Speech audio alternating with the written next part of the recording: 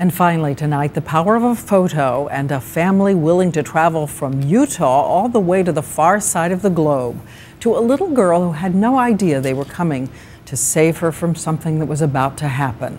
It's part of our joint mission with the Gates Foundation to bring stories of all the ways we can save a life around the world. ABC's Abby Boudreau traveled to the Ukraine to show what a difference an outstretched hand can make. Tucked away in an orphanage on the other side of the world, this little Ukrainian girl had no idea an American family was about to save her life. Time was running out for Karine, a 4-year-old with Down syndrome. She was months away from being sent to an adult mental institution to live out the rest of her life.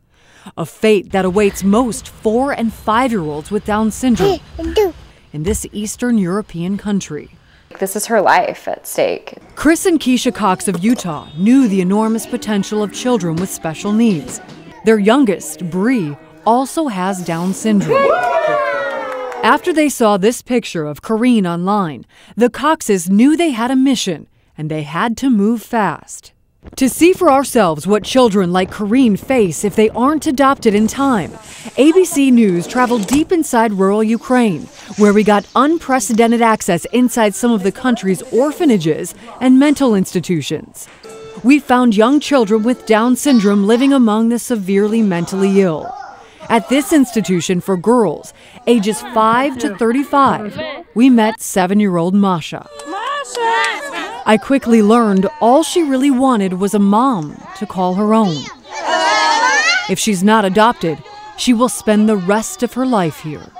We sat down with Ukraine's deputy head of the Unit for Child Adoption and Child Rights Protection. She denies that children with Down syndrome are living in adult mental institutions. But we told her about what we saw. We have to fix it.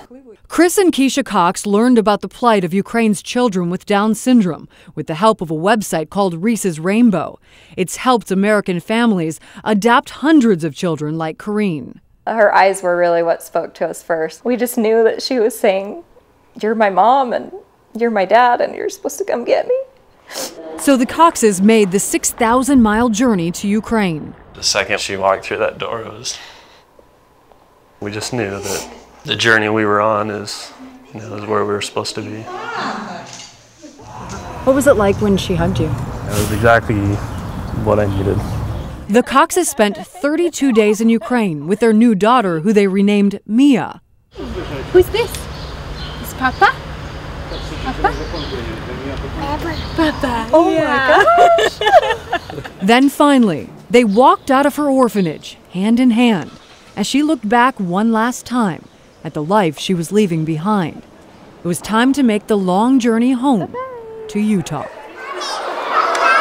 She was worth something now, and you could see it in her eyes.